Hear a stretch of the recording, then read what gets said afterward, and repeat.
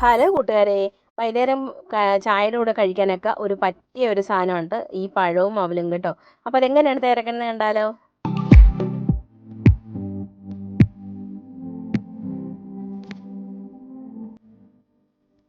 അപ്പോൾ അതിനായിട്ട് 2 ഏത്തപ്പഴം എടുത്തിട്ടുണ്ട് കേട്ടോ. ഒരുപാട് വലിപ്പമില്ലാത്ത 2 ഏത്തപ്പഴമാണ്. അത് ദാ ഇതുപോലെ വട്ടത്തിൽ അരിഞ്ഞെടുക്കണം. ഒരുപാട് കട്ടിക്ക് അരിഞ്ഞെടുക്കണം.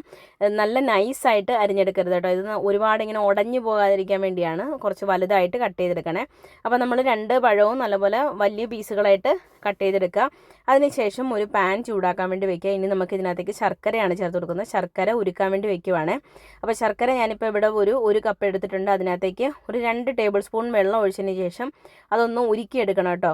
ഉരുക്കിയെടുത്തതിന് ശേഷം നല്ലപോലെ ഉരുകിയൊക്കെ നമ്മുടെ ശർക്കരയൊക്കെ ഉരുകി വരുന്ന സമയത്ത് നമുക്ക് അതിനകത്തേക്ക് ഈ പഴം ഇട്ട് കൊടുക്കാവേ. ഇപ്പോൾ നമ്മുടെ ശർക്കരയൊക്കെ അതാ ഉരുകി നല്ലപോലെ വന്നിട്ടുണ്ട്. ഇനി നമുക്ക് ഇതിനകത്തേക്ക് അരിഞ്ഞ് വെച്ചിരിക്കുന്ന നമ്മുടെ പഴം ഇട്ട് കൊടുക്കാം. ശരിക്കും പറഞ്ഞാൽ ഇത് ഏത്തപ്പഴമാണ് നല്ല ടേസ്റ്റ്. അല്ലാത്ത പഴമൊന്നും അത്ര ടേസ്റ്റി ആയിട്ട് എനിക്ക് തോന്നിയിട്ടില്ല. ഞാൻ ഇതിനു മുന്നേയും അല്ലാതെയും തയ്യാറാക്കി നോക്കിയിട്ടുണ്ട്. അപ്പോൾ ഈ ഏത്തപ്പഴമാണ് ഒന്നുകൂടെ ടേസ്റ്റി ആയിട്ട് എനിക്ക് തോന്നിയത്. അപ്പോൾ ദാ ഏത്തപ്പഴം ഇട്ടതിന് ശേഷം നല്ലതുപോലെ ഒന്ന് ഇളക്കി കൊടുക്കണം. ഒരുപാട് ഉടഞ്ഞു പോകരുത്. ഇനി നമുക്കിത് അടച്ച് വെച്ച് ഒന്ന് നല്ലപോലെ ഒന്ന് പഴം ഇതിനകത്ത് കിടന്നൊന്ന് വേവണം കേട്ടോ. ഒരുപാട് വെന്ത് പോകരുത് കേട്ടോ. അപ്പോൾ അതാ ആ പഴമൊക്കെ ഒന്ന് നമ്മുടെ പഴത്തിനകത്തോട്ട് നമ്മുടെ ശർക്കരയൊക്കെ ഒന്ന് പിടിച്ചാൽ മതി. അപ്പോൾ നമുക്ക് അടച്ച് വെച്ചിട്ട് ഒരു 5 മിനിറ്റത്തേക്ക് വേവിച്ചെടുക്കാം. അപ്പോഴത്തേക്കും നമ്മുടെ പഴം ഇവിടെ വെന്തിട്ടുണ്ട്.